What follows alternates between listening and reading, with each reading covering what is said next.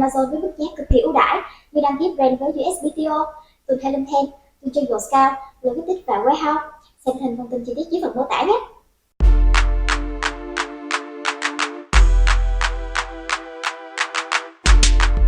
Today, for the first time on the podcast, we've got an 8-figure seller here who is completely opening up his brand and allows us to completely tear apart his listings and storefront and all of his activities that he does on Amazon so that we can learn from it. How cool is that? Pretty cool, I think.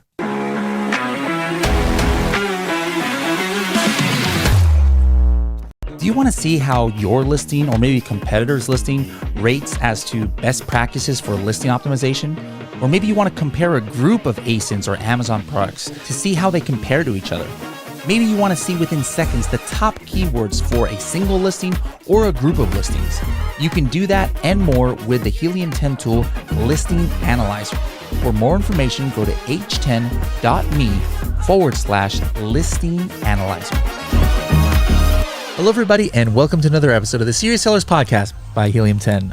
I'm your host, Bradley Sutton, and this is the show that's a completely BS-free, unscripted, and unrehearsed organic conversation about serious strategies for serious sellers of any level in the e-commerce world.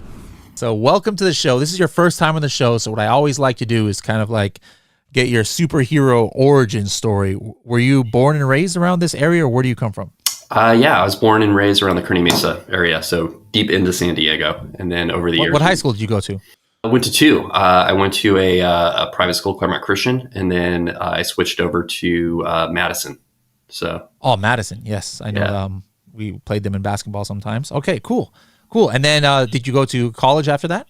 Yeah, I did. I did my first 2 years up in the Bay Area, Marin County, at a college called Dominican University, and then I came back to San Diego, and finished at USD.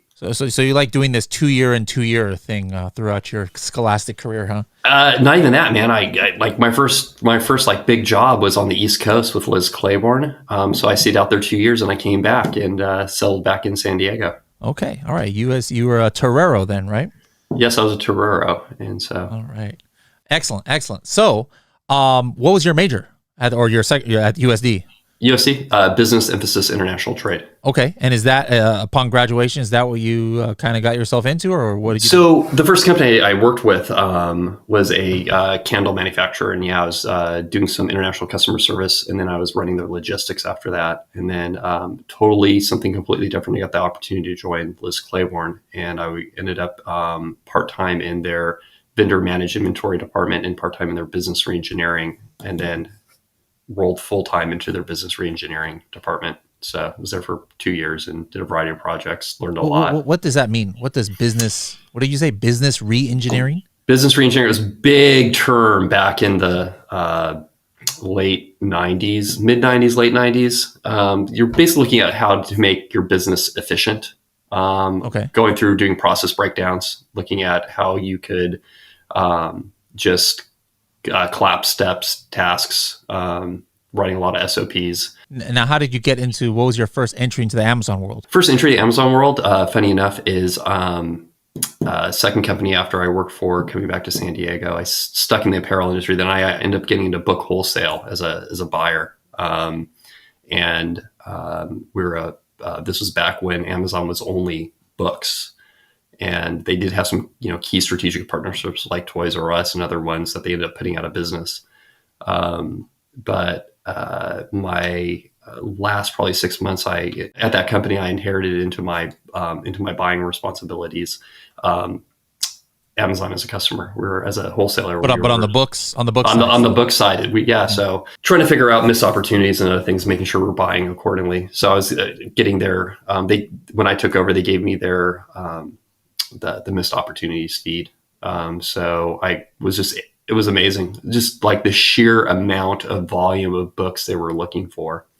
And so that always stuck with me. And then what is, just fast forward to the end, like, what did you guys end, like last year in sales? I can just see in Helium 10, just the first page of your storefront, looks like there's about, $2-3 million worth of sales there on the first page, and you've got pages and pages more products. So around where you guys, what kind of revenue you guys doing a year?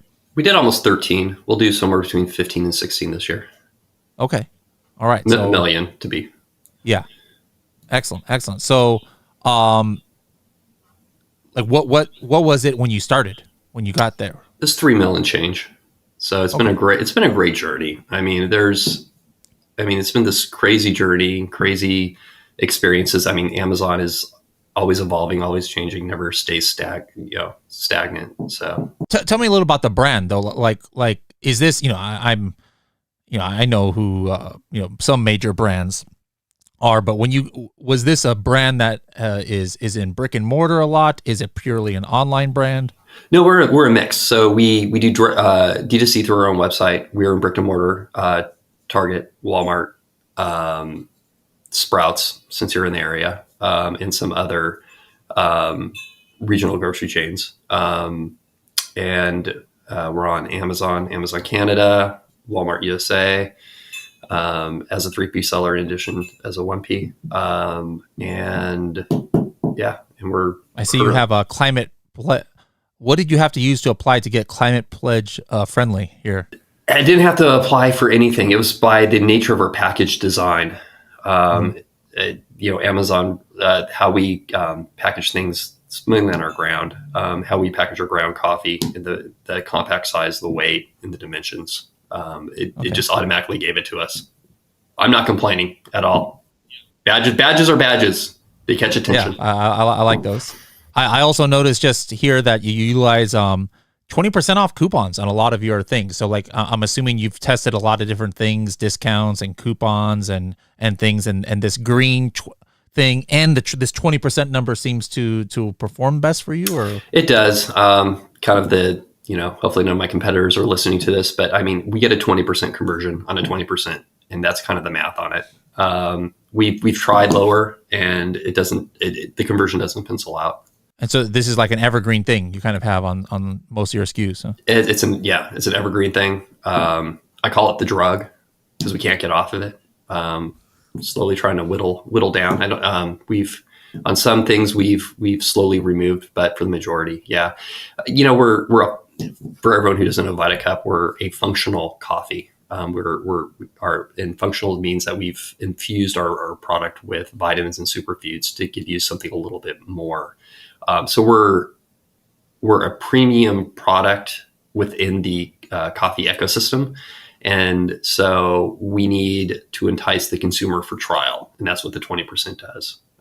We're a consumable product. So we're always trying to build a flow of people coming in and moving them from trial to subscribe and save.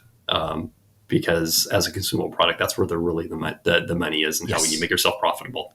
Talk to me about your launch strategy. As a established brand, and you've got so many SKUs and so many customers on subscribe and save. Do you promote to an off Amazon audience? Like, hey guys, we just launched on Amazon.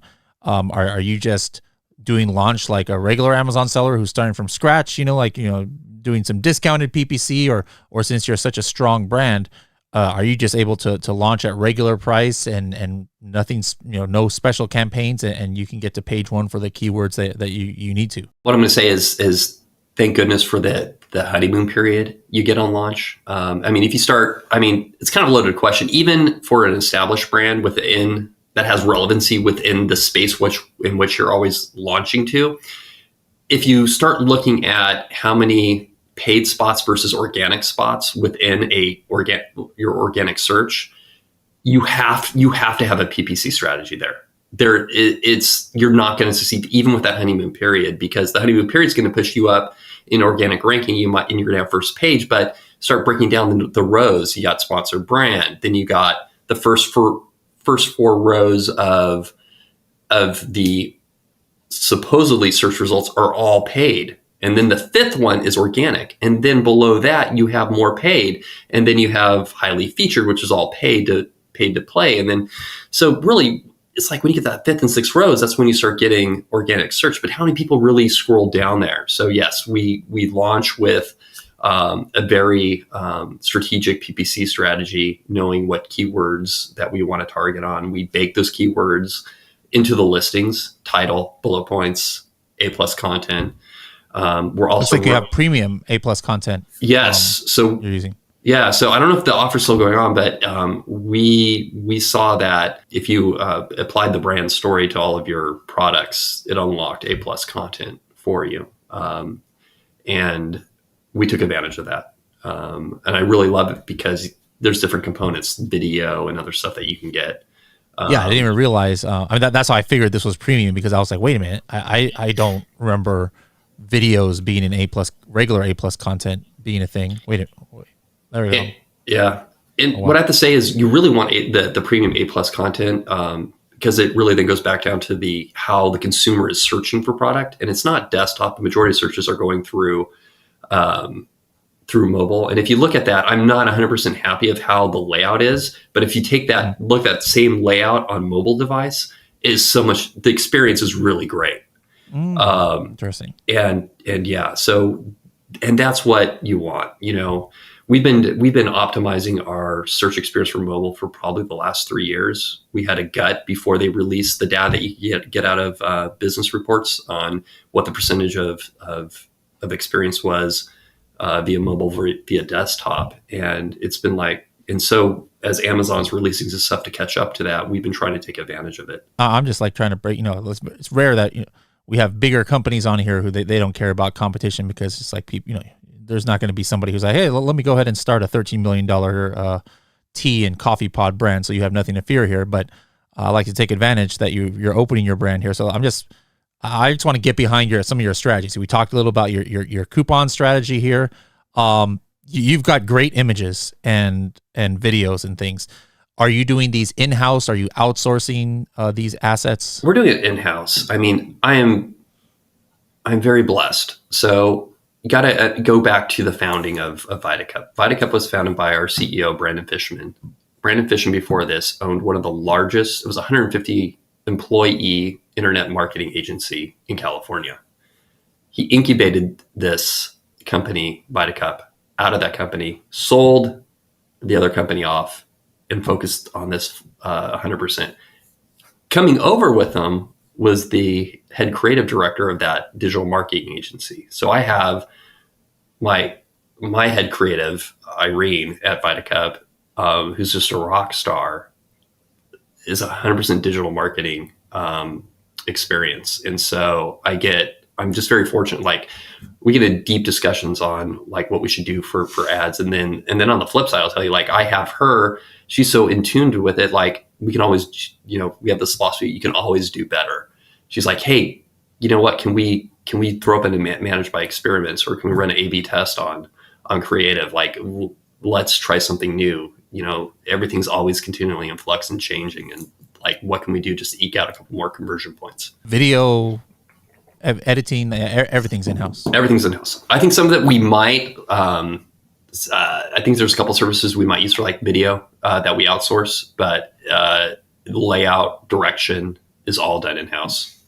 Here we go. I know you're dialed into Amazon, and you have good connections in Amazon too.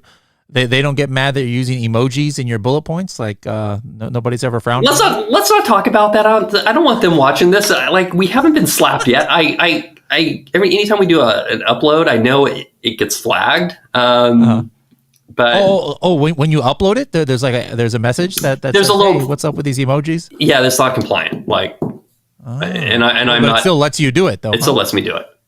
Okay. To me, that's kind of like the thing. If you're in a category where you're selling white coffin shelves or something, for example, it's really hard to see on a white background. So I've noticed that in those categories, Amazon kind of doesn't mind overall if you don't have complete white background, where it's kind of in that case, it's the worst that could happen is just they give you a suppression. You have to fix it right away, but it's not like it's going to get your account suspended. So I wonder if this emoji thing might be similar to there, where it's technically not compliant, but Amazon knows that in some categories it actually performs better, and so they're like, you know what, we'll just let this slide unless somebody starts putting a bunch of eggplant emojis or something, on here. But okay, so yeah, I really like the way you have your bullet points set up here. I see that you're doing some defensive product display ads potentially over here. Yep. So how do you know? do you just like experiment with bids to see, hey, what's going to get you the position, or what do you do there? So we have partnered and have been partnered for the last 4 years with an outside AI agency. We have a very successful partnership, and their AI has done us great service and growth over the years. I do recommend. There's only so much you can humanly test, especially when you're scaling at certain levels. I'd recommend to anyone to really check out an AI advertising partner.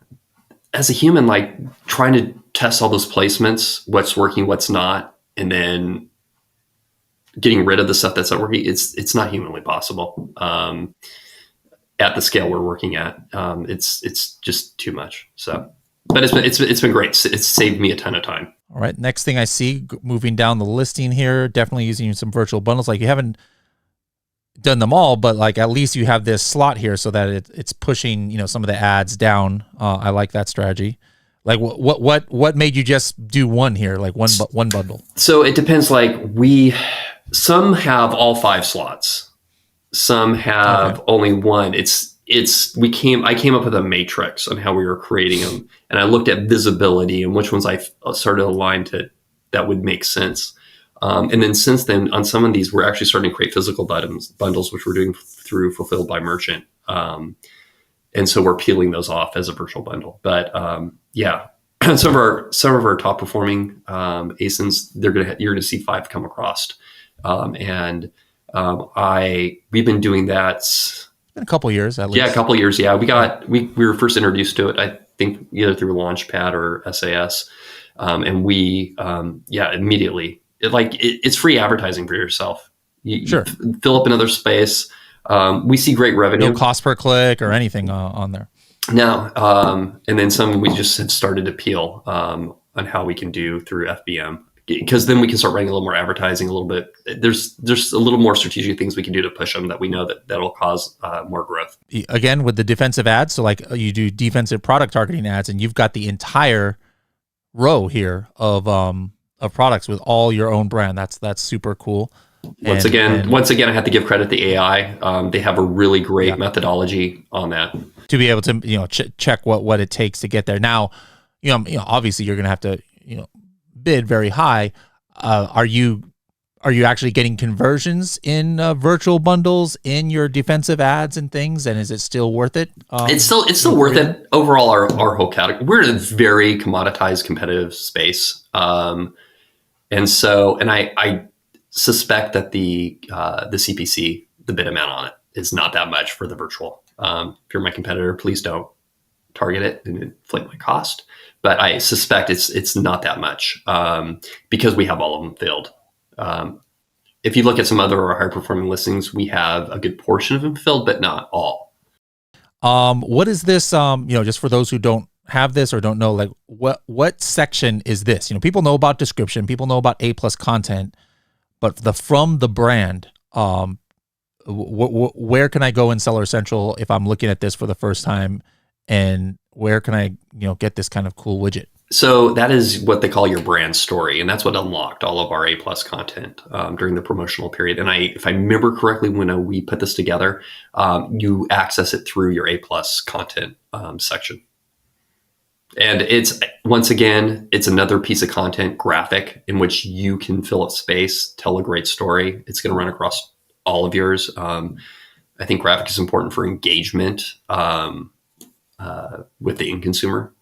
It allows one more touch point to keep them longer on your page from breaking concentration and going trying to find something else. All right. Scrolling down here, we already looked at your premium, or the top part of your premium plus content, the cool video that you have there. Since you have over 100 products, do you have a rhyme and reason as far as what you choose to be the one that you have under this like product grid here, under your featured product section here at the bottom? Yeah, that's a great question. We actually put a lot of thought into that. New product launches, some of it's actually gut. Anh chị đang bán hàng trên Amazon. Skyrock cung cấp các dịch vụ dành cho các nhà bán hàng trên Amazon với mức giá cực kỳ ưu đãi như đăng ký brand với USPTO, từ Thailand 10, từ Trên Tích và Warehouse. Xem hình thông tin chi tiết dưới phần mô tả nhé. but over time we actually update and refine these. We start looking under like what's frequently bought together, not just in what Amazon's showing us, but what we're pulling out and hashing through the order files and looking at what people bought together, what makes sense. What do we think that, in addition to that, what do you think people are going to also has a high repeat rate that we want them to introduce them to? So some of it's partly, we know there's an affinity for it. We want to highlight something that we know that has used as an advertising spot to promote another product that has a high repeat rate, which if they purchase, there's a higher propensity that they're going to repurchase it, which will lead them to SNS. I noticed this is in the unique finds category. So like, how did... I don't know. Like, is that on purpose or? No idea. Okay. Interesting. Okay. Amazon bots. We don't know why some things like that occur. As long as sales aren't going down, we're okay. Yeah. Makes sense. Inspiration from this brand. So wait, are these are your Amazon posts? These are our Amazon posts. So okay. We're a very big believer in Amazon posts. We were fortunate to be a beta tester on it. And so we embraced it early on. We saw, no idea where the posts actually get posted to. It was all random. It's still random. We still have no idea, but we really did see that it was a great way to, once again, hit a touch point in which we can engage with the end consumer in a meaningful way. And we enjoy looking at how much we continue to grow on followers. And so we know customers are actually ingesting the content. Now, how many of these are your, own in-house? I mean, some of these look like UGC, some user-generated content. We repurpose a lot of our UGC content for it. There's no reason. How are you getting the UGC? I have a small social media team. They engage with.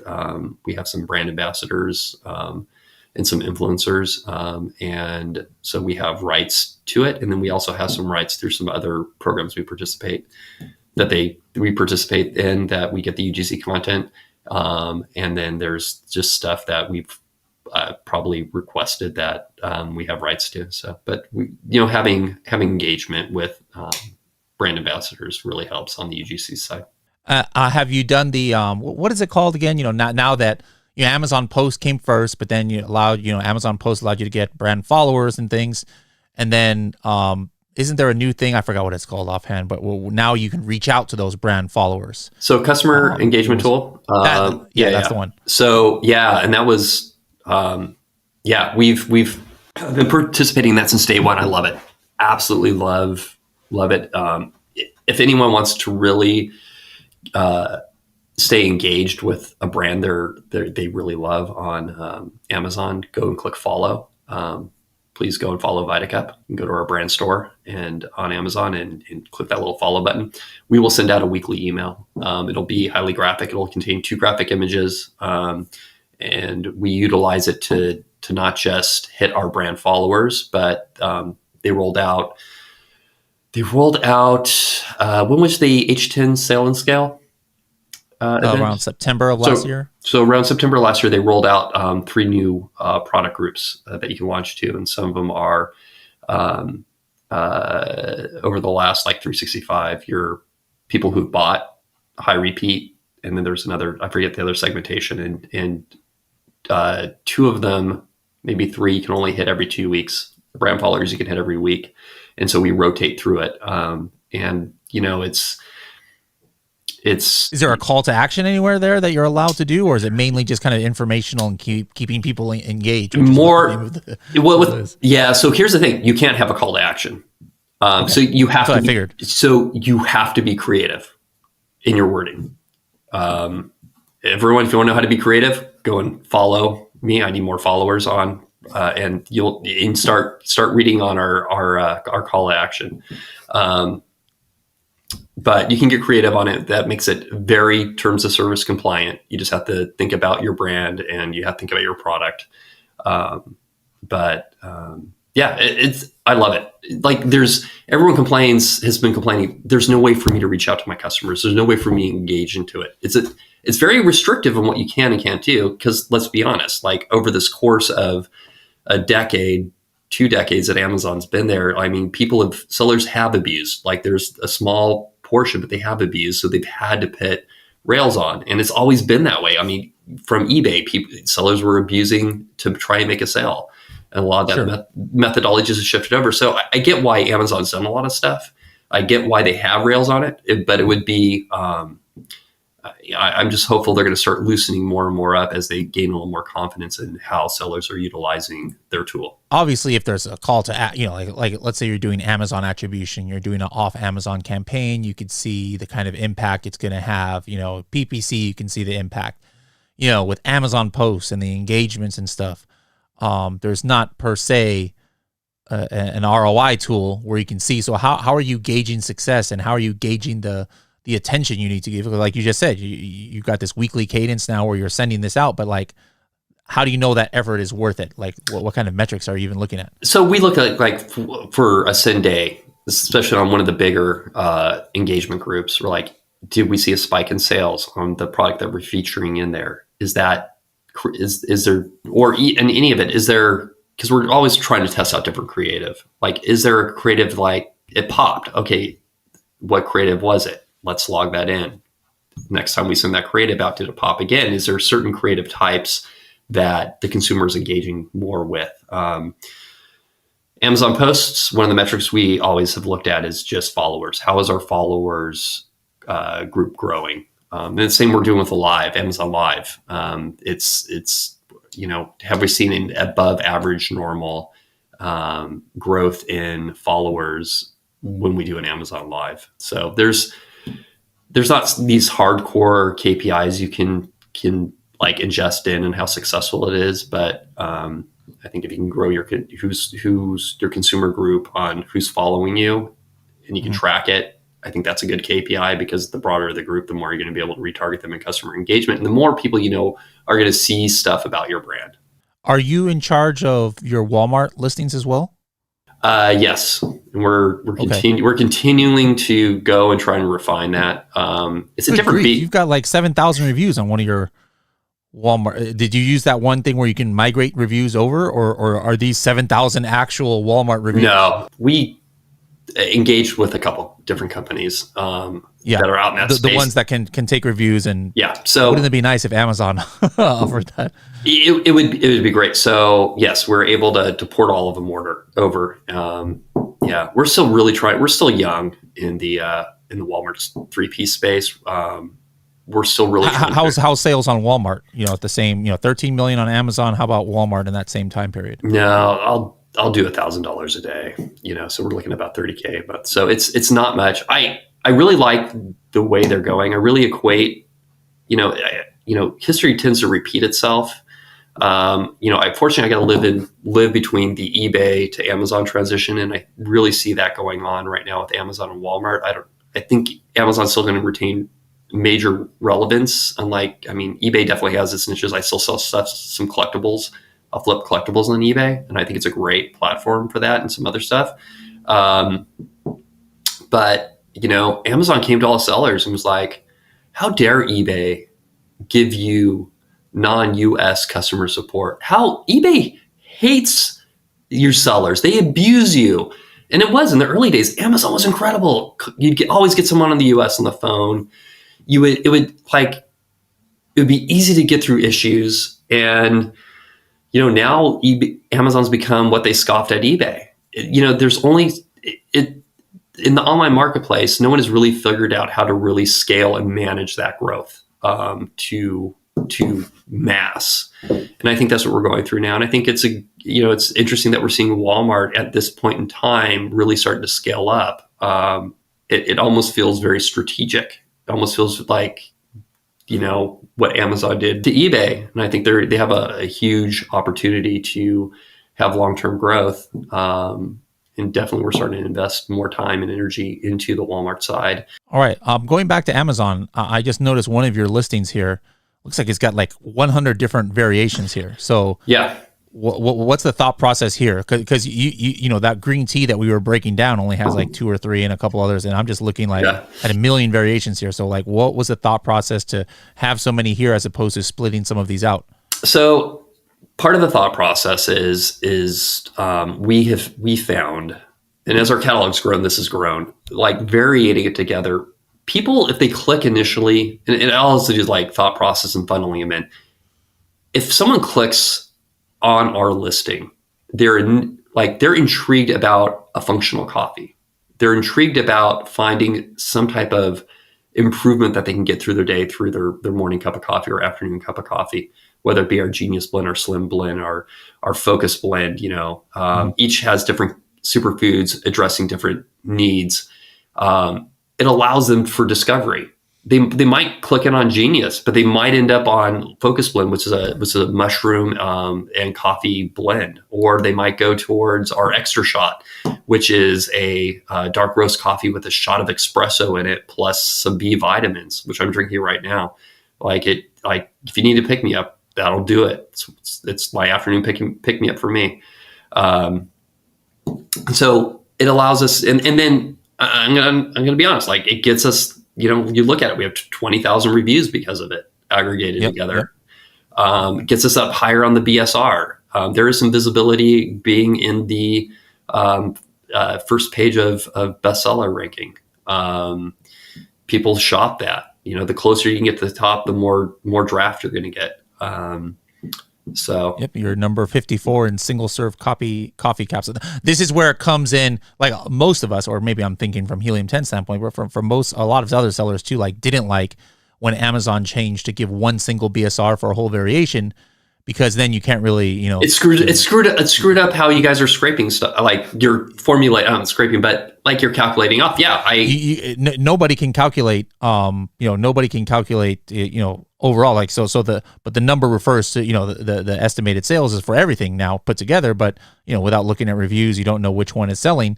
But now all of a sudden, you might not have had one SKU that could crack the top 100 in a sub BSR or main BSR category, but now you're showing up. So now, but all these variations that you have on this one, do you also have standalone listings for like this flavor or something? No, it's so the only way I can find this Vita Cup Extra Shot coffee plus espresso is in this variation family here. Not necessarily. We're also running PPC against it. So so for search, and we do rank an organic search for each individual one under keywords. So and then when it comes up, you're gonna you're gonna see that 20% coupon. You're gonna see the total number of reviews. So, and you're gonna see a great image that clearly says what the product is. Our images are very strategic on how we design packaging for Amazon. Now, this is just a bunch of stuff that I can see, looking at your storefront and things, but what haven't we talked about? Like, what are some strategies that you guys are utilizing that you think a lot of sellers might not be like? Do you have any unique things that you're doing that we haven't mentioned? I don't know. A lot of stuff. I mean, I can kind of go through some high level stuff that we do, and I think we really take a really hardcore approach. Is we've maintained our data since 2017 when the company's was created. So we really understand our cohorts and how we grow it, and making sure that the customers that we continue to add to it are repeating through that, and the percentages is going. And then we really have been focused on understanding what our product repeat rates are. And then you can get into one of our big successes is striking a balance between what I'd call short-term revenue versus long-term revenue. You can have a product that is the bids are cheap, has a lot of people searching for it. You can sell that thing all day long, and you can funnel a lot of advertising money into it, and you can have great short-term sales, but you're building no long-term revenue because the repeat rates is much lower on it, versus where you have a product where the repeat rate is phenomenal. Like the odds are people are, when they most of the people who are going to buy it, they're going to repeat it. It might be a slower mover, but then we're fine tuning our advertising to how our products perform. and on that basis, and then still balancing out, we need short-term revenue to grow. And then from that, it allows you to grow. You start putting the people in a funnel to get them into SNS, and then SNS is just reoccurring revenue, easy money. Are you taking, like most people in groceries and other categories like this, you taking a loss on your initial pay-per-click, but then completely fine with it because knowing that you're making it up on the subscribe and save, or you're still even profitable on that first touch? I would say we are not profitable on new product launches. That's where we take the loss on building that segment. But at this point, when it's established product, even on the first click, we're profitable. Awesome. All right. Anything else that you can talk about that you think is beneficial for people? Understand your business and the market in which you're operating. I live in, and we've talked about this, you and I offline. It's like I live in Product Opportunity Explorer.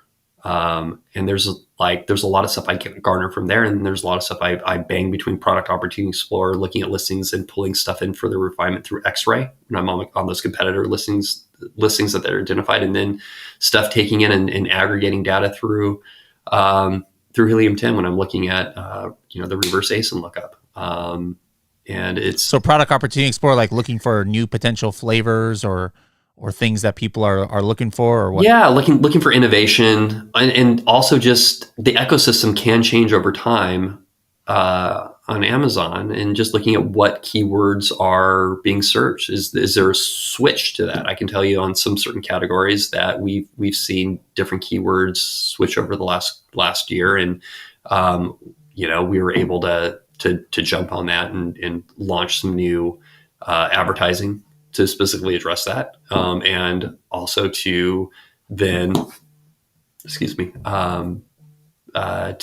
to then further bake those into the back end of our listings on the back end search terms and some meta places on A+ content and bullet points. I mean, you can continually improve.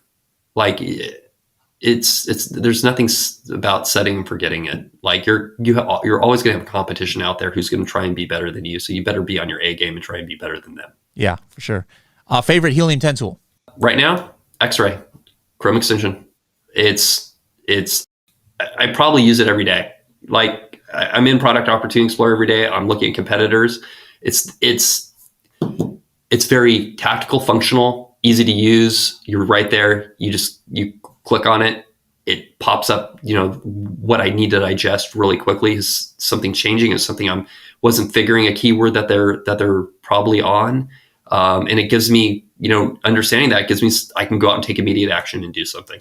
All right. So last thing, like maybe, is there something that you think a lot of sellers are kind of like, maybe forgetting about, or they're trying, because it's too tedious, or it's just like seems like a no-brainer that you think people might be leaving money on the table? Like, is there something that you do with like just general reports that has given you insight and actually made you take action on something that you probably think that 90% of the sellers out there aren't doing? Yeah, I would say the brand analytics report. You got two. You got the search query performance, and you got the catalog. Like search query performance is great just to understand what you have relevancy on. For us, functional coffee, we actually saw some keywords in it that we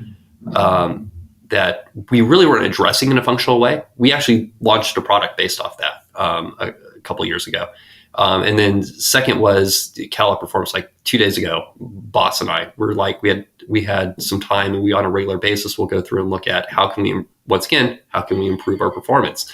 We went to catalog performance. We extracted out a large number of weeks data and to get a trend line on the click-through rate to see, is there if we have products that have high repeat rates but low click-through rate, what can we do?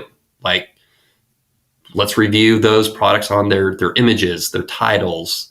Is the coupon right? Is all those different things, because if you can get someone to click in,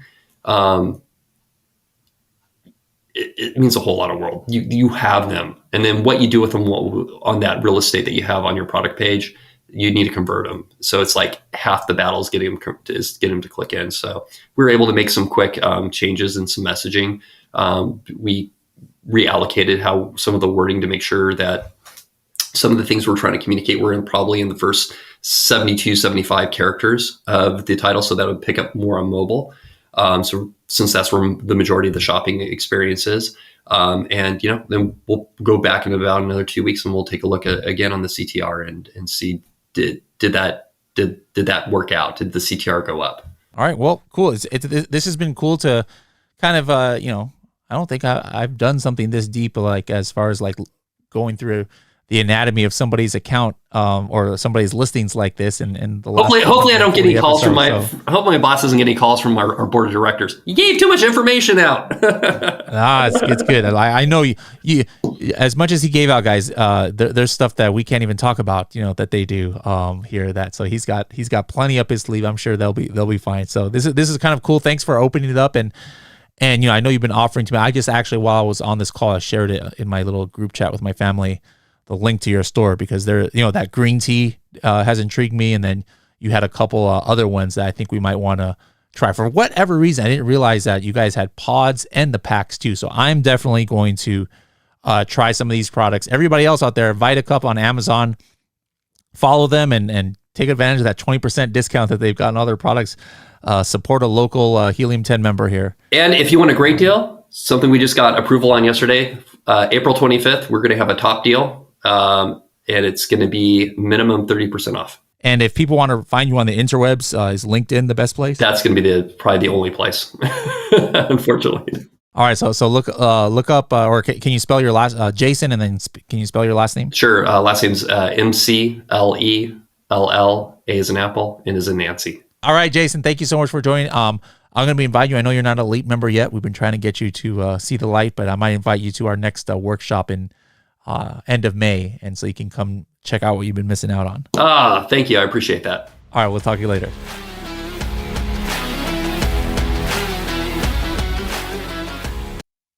Anh chị đang bán hàng trên Amazon. Skyrock cung cấp các dịch vụ dành cho các nhà bán hàng trên Amazon với mức giá cực kỳ ưu đãi như đăng ký brand với USPTO, từ Helium 10, từ trên Scout, Tích và Warehouse. Xem thêm thông tin chi tiết dưới phần mô tả nhé.